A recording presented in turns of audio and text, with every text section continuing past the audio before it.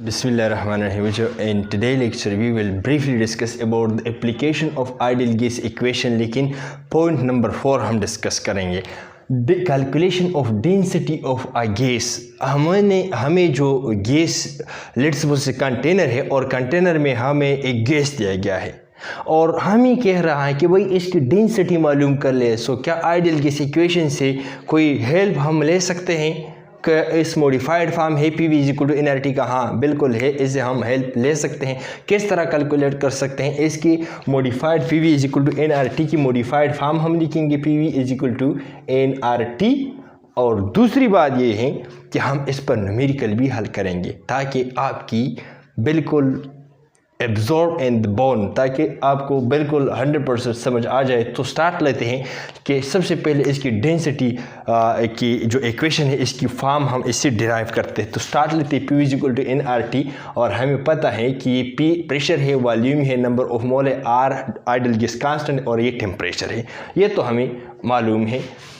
दूसरी बात है कि हमारे पास क्या है, नंबर ऑफ मोल्स हम मास बाई मॉलिक्यूलर मास को कह सकते हैं। हाँ बिल्कुल कह सकते हैं, ये भी केमिस्ट्री के स्टूडेंट्स को तो आना चाहिए न। मोल चैप्टर में हमने काफ़ी डिटेल से डिस्कस किया है। सो अभी हम इसमें बच्चों पुट करते हैं P V is equal to M by capital M. ये जो स्मॉल एम है बच्चे, जो mass of the gas by molecular mass of the gas हम बात करते हैं। सो आर एंड टी, ठीक है। सो यहाँ पर बात करते हैं कि यहाँ पर P और यहाँ पर M क्या है बच्चों, डिवीजन में है। यहाँ पर कैपिटल M मल्टीप्लिकेशन में आ जाएगी और यहाँ पर हमारे पास जो वॉल्यूम है मल्टीप्लिकेशन में, यहाँ पर डिवीजन में आ जाएगी। So small m by V is equal to R in T। Okay right. So यहाँ पर हमारे पास क्या है, P and capital M is equal to mass by number of mass by volume। इसको हम क्या कहते हैं, डेंसिटी हम किस तरह डिफाइन करते हैं, मास पर यूनिट वॉल्यूम को कहते हैं कि नहीं, इसको हम डेंसिटी कहते हैं। सो मास पर यूनिट वॉल्यूम को जब हम डेंसिटी कहते हैं, सो यहाँ पर D का लफ्ज़ लिख सकते हैं कि नहीं? हाँ बिल्कुल लिख सकते हैं। सो D हमें चाहिए। सो आर टी यहाँ से हटाने के लिए इसको डिवाइड करेंगे ताकि ख़त्म हो जाए। सो यहाँ पर भी आर टी यहाँ पर भी डिवाइड करते हैं। सो डेंसिटी हमारे पास क्या है, P and M by R T. ऐसे क्या मतलब, अगर कोई गैस हम ले ले किसी का कोई कंटेनर में और इसकी कितने पैरामीटर का हमें पता चले, सो इसे हम डेंसिटी कैलकुलेट कर सकते हैं। एक मॉलिक्यूलर मास, तो हम इससे कैलकुलेट, जो गैस कहाँ है, जिस तरह लेट्स सपोज NH3 की बात करते हैं, सो NH3 की मॉलिक्यूलर मास हम कैलकुलेट नहीं कर सकते, बिल्कुल कर सकते हैं। सो मास की कोई परवाह न कर ले, प्रेशर अगर गिवन हो इस कंटेनर पर और टेम्परेचर अगर गिवन हो, सो बिल्कुल हम क्या कर सकते हैं, हम डेंसिटी ऑफ द गैस मालूम कर सकते हैं। आइए एक न्यूमेरिकल इस पर कर लेते हैं। सो भाई यहाँ पर हमने न्यूमेरिकल नोट क्या है कि what is the density. Density क्या होगी, हमारे पास क्या है, डेंसिटी।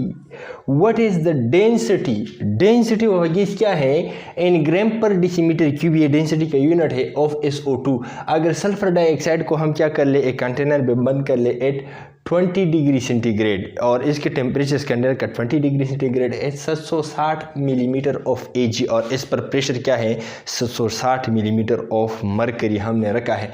सो वही क्या कर ले, आप हमें डेंसिटी बताएं। सो डेंसिटी को मालूम करने के लिए D इज इक्वल टू इसी ही इक्वेशन को इस्तेमाल कर लेंगे। प्रेशर हमारे पास क्या है, P और capital M molecular mass of sulphur dioxide SO2 की बात करते हैं, क्योंकि डेंसिटी इसकी मालूम करते हैं भाई। R हमारे पास क्या है, R एंड T और टेम्परेचर है, ठीक है। सो यहाँ पर D हमारे पास क्या है, pressure. Pressure 750 mm of Ag है। बच्चे इंश्योर कर ले बच्चों कि ये जो mm ऑफ Ag है ये ATM में आप कन्वर्ट कर ले। एक स्टैंडर्ड जो हमारे पास यूनिट है प्रेशर का वो ATM है। सो ATM में कन्वर्ट करने के लिए 760 पर इसको डिवाइड करेंगे। सो इससे जो वैल्यू आता है वो 0.98 ATM है। सो यहाँ पर जो क्या कर लें कि 0.98 ATM का वैल्यू हमने पुट किया, ठीक है। मॉलिक्यूलर मास ऑफ सल्फर हम किस तरह कैलकुलेट कर सकते हैं, एक सल्फर है हमारे पास क्या है मॉलिक्यूलर मास और 2 ऑक्सीजन है। सो 32 हमारे पास क्या है सल्फ़र है और हमारे पास क्या है 2 है ऑक्सीजन और 1 ऑक्सीजन 16 ग्राम है। सो यहाँ पर 64 ग्राम पर मोल आ जाएगा। सो यहाँ पर 64 क्या कर ले मल्टीप्लाई कर ले और हमारे पास ये जो आर का वैल्यू है वो जो आर का वैल्यू हमें इक्वेशन में न्यूमेरिकल्स में नहीं देता। आर का वैल्यू जो हमारे पास है वो क्या है 0.0821।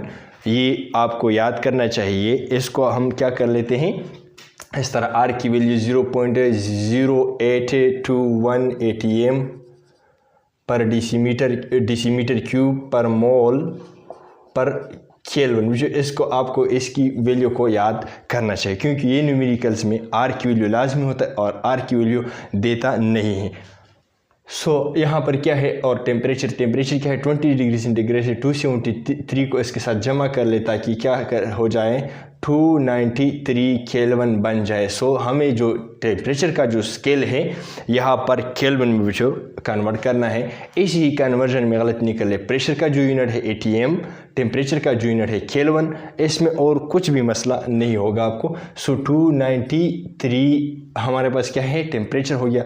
इसको डिवाइड और मल्टीप्लाइड करके सो इसकी जो डेंसिटी का वैल्यू आता है वो हमारे पास क्या है 2.60 ग्राम पर डेसीमीटर क्यूब आता है। सो भाई एक गैस की डेंसिटी हम क्या कर सकते हैं आइडियल गैस इक्वेशन से कैलकुलेट कर सकते हैं कि नहीं।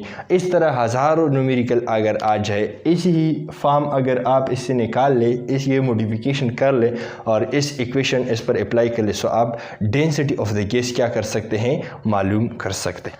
So thank you very much for being here. अपने भाई को दुआ में याद रखिए। हद तक काफ़ी हैं। अगर और टॉपिक में आपको मसला है तो आप हमें कमेंट कर सकते हैं। अगर हमारे चैनल पर आप नहीं आए हो सो आप हमारे चैनल को ज़रूर सब्सक्राइब कर ले ताकि आने वाले लेक्चर वीडियो सबसे पहले आप तक पहुँचे और हमें भी दुआओं में याद रखिएगा ताकि हम इस तरह लोगों की मदद कर सकें और करते रहेंगे।